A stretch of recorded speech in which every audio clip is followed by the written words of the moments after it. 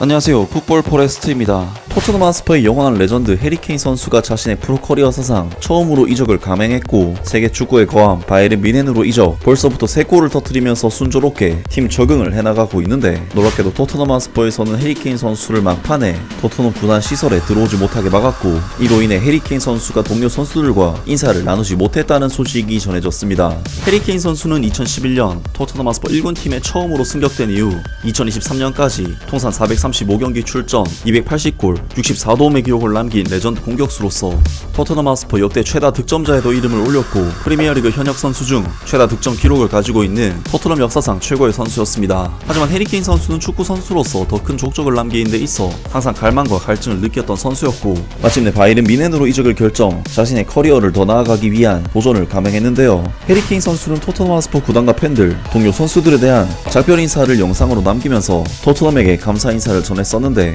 텔레그라프의 1티어 기자인 맨로 기자가 전해온 소식에 의하면, 놀랍게도 토트넘 하스퍼에서는 해리케인 선수를 막판에 토트넘 구단 시설에 들어오지 못하게 막았고, 이로 인해 해리케인 선수가 동료 선수들과 인사를 나누지 못했다는 소식이 전해졌습니다. 해리케인은 1억 파운드의 이적료로 바이에른 뮌헨 이적을 완료하기 몇 시간 전에 토트넘 하스퍼의 훈련장 출입이 금지되었다. 클럽은 이메일을 통해 해리케인이 독일행 비행기를 기다리고 있기 때문에 이적을 공식화하기 전에 훈련장으로 돌아가는 것은 적절하지 않을 것이라고 공식적으로 말했다. 토트넘의 입장으로 인해 클럽 역대 최고 득점자가 만나서 작별 인사를 할 기회를 얻지 못했고, 자신의 소지품도 직접 가져가지 못했다. 대신 그가 그의 가족이 경기장에 있는 스위트룸에 접근할 수 없는 상태로 자신의 소지품을 받을 때까지 기다려야 했다. 클럽은 해리케인이 돌아오는 것을 항상 환영하며 지속적인 금지 조치를 취하지 않겠다고 주장했지만, 그의 스퍼스 경력 마지막 시간에 클럽 전설을 대우하는 것은 그의 소년 시절 클럽에서 280골을 넣었고, 올해 초 경기장 맞은편에 그를 기리기 위해 벽화를 그린 이 30세의 선수를 숭배하는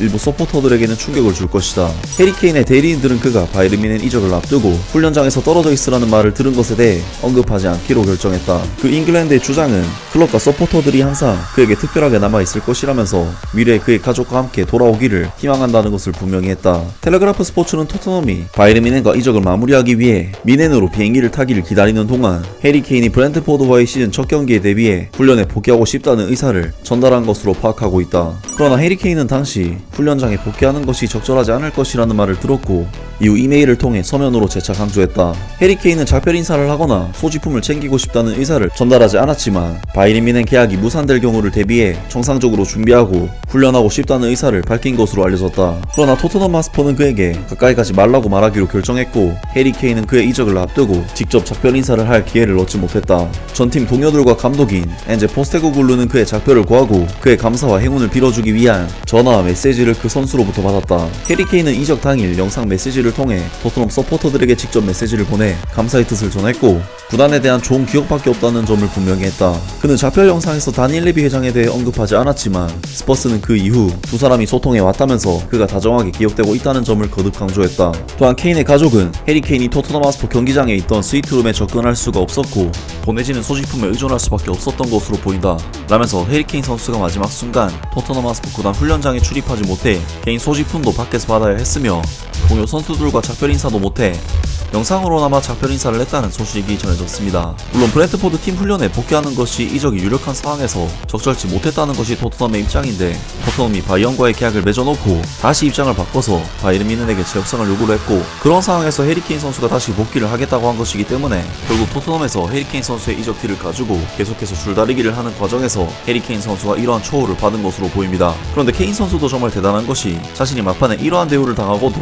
이에 대해 언급하지 않겠다는 의사를 밝혔다고 하는데, 월클 선수인 자신이 토트넘의 막판 밀당 때문에 다소 곤란한 처지가 되었음에도 묵인하고 넘어갔다는 것 자체가 구단에 대한 애정이 있다는 것을 알 수 있는 일인 것 같고, 해리케인 선수가 언젠가는 프리미어리그 무대로 돌아올 것이 분명하기 때문에 다른 팀이 아니라 토트넘으로 돌아와서 자신을 좋아하는 팬들과 함께 커리어를 마쳤으면 좋겠습니다.